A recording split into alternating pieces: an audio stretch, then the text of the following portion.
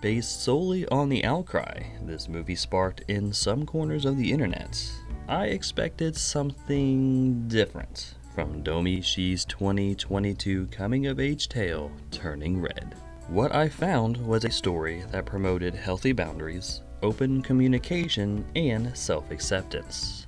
The controversy feels overblown at best, and I don't think the angriest critics have even watched it. But this channel isn't a vehicle for my opinion or translation.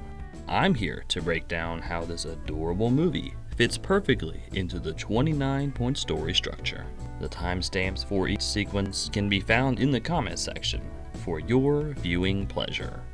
Now, let's begin.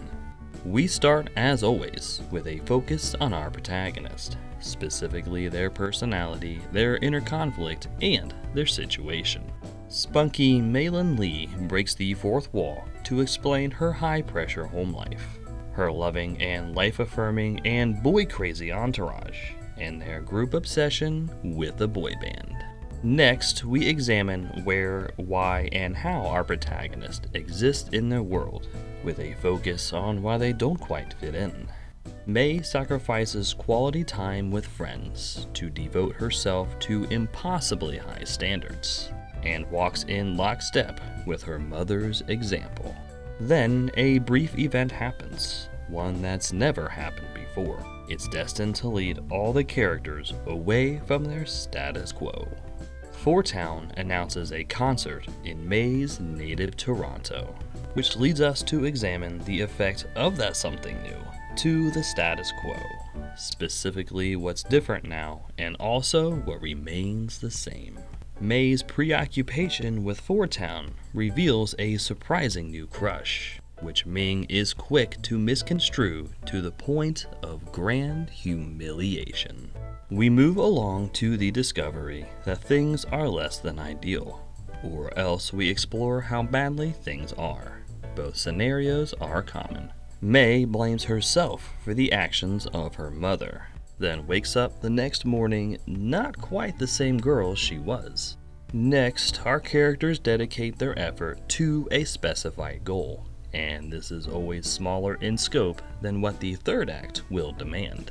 Ming steps up to help her daughter through a new phase in her life, while May struggles for control over this new change to keep her normal life from wobbling out of balance. Then we run through a brief checklist of the main story elements that we can expect during this journey. The entourage of May, Miriam, Priya, and Abby, May's red panda transformations, Ming's overbearing mothering, and the humiliation of schoolyard politics. Which brings us to the brief event that launches our characters into the wild jungle of the second act. It's also called the oh shit moment. May loses all control and transforms into the red panda in the middle of class. Oh shit.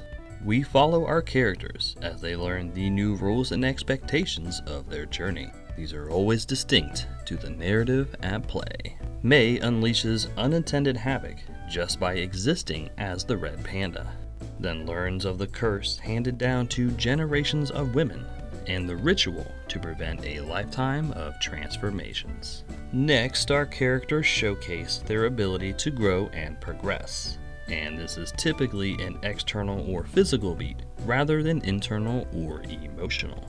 May accepts the precautions to keep her and everyone else safe, then finds not only acceptance among her entourage, but even a degree of control over the panda. Then our characters face legitimate and understandable reasons to deviate from their stated convictions, agendas, or desires.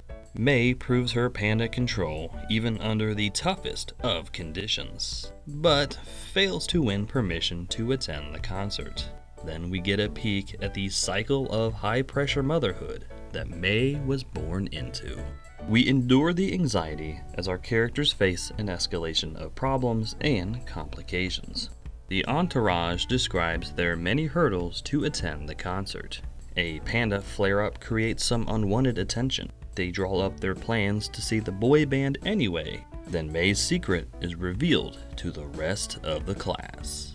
Next, our characters evolve internally or emotionally, and they do this by using elements of the plot or story, which they've gathered and learned so far. Through music video editing, the entourage monetizes Red Panda Fever, and leaving no avenue of income untapped, and risking the effectiveness of the ritual with every transformation. Then, our journey-weary characters come to terms with their ongoing struggles. Moments and elements of the first act are used to gauge their progress. May worries that they won't raise the money in time for the Act 1 concert, while Act 1 antagonist Tyler offers a risky solution. Then she finally stands up to her mother's Act 1 overparenting, which results in a brief event that strikes at our protagonist's core conflict. The stern matriarch arrives to handle the panda situation personally, and there's no turning back from here. We receive needed answers alongside our characters, which relate to both their external journeys and their internal conflicts. May is reminded of the dangers to the ritual if she keeps transforming, yet transforms one more time to keep the boy band mission on track. But then Ming uncovers the whole damn plot. Next, our characters complete their smaller scope objective, yet discover that their victory is shallow or altogether meaningless without also completing a larger scope objective. The entourage celebrates their ticket money goal, but no one wants May to return to how she used to be. Mounting stress pushes May to fully embrace the red panda, but her unchecked power makes her an instant pariah. Then our characters face an existential conflict that wounds their sense of self, their worldly identity, or their physical journey. May suffers the humiliation as Ming timidly apologizes for the attack, then turns away from her entourage and away from their support of the panda. But Jin can see the pain she barely conceals. We celebrate with our protagonist in light of an undeniable win, which is always related to the rebirth in some way. Jin finds a video of the entourage having the time of their lives, then delivers the self-acceptance advice May needs to hear at precisely the time she needs to hear it. Pro-dad move. Next, our characters suffer a grand loss. This is always connected to their newfound inability to quit their journey. With guilt and doubt in her heart, May carries through with the ritual anyway. Then we experience a thematic freefall as the main story elements are ramped up and thrown into upheaval. May meets her ancestor on the astral plane, but can't bring herself to purge the red panda forever. She fights off everyone who wants the ritual and breaks Ming's talisman in the scuffle, which forces us into a brief event that robs our protagonist of seemingly any hope of success. Ming surrenders to the power of her own red panda, a prospect that terrifies everyone in the know. We watch our characters realize that they cannot return to their first act selves, and they turn to face the larger scope objective.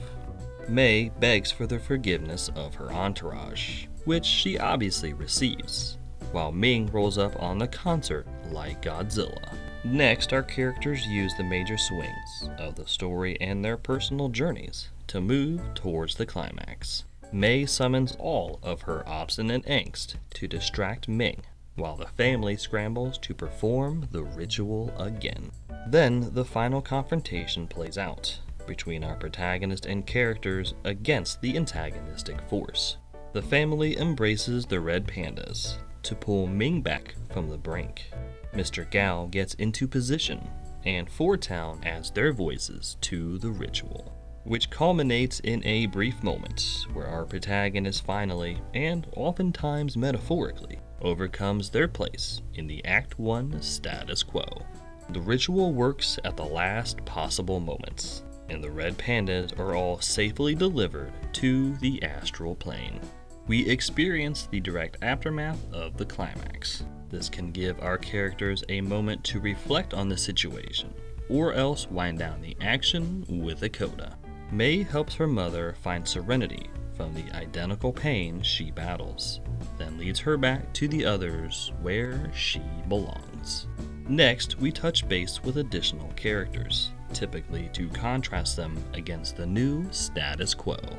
The matriarch finally shows affection and acceptance towards Ming.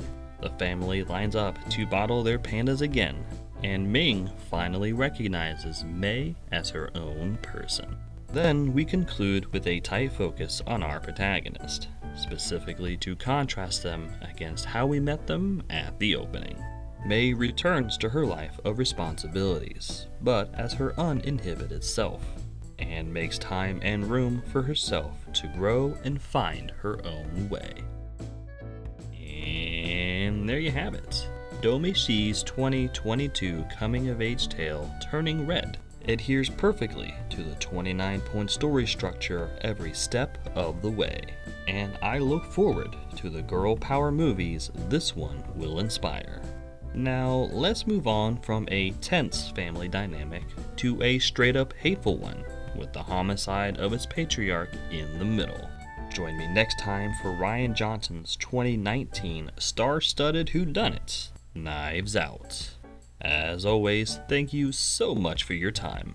Please like and subscribe if you enjoy this content, and consider commenting on and sharing this video to help the channel find its audience. Take care of yourselves out there, and I'll talk at you next time.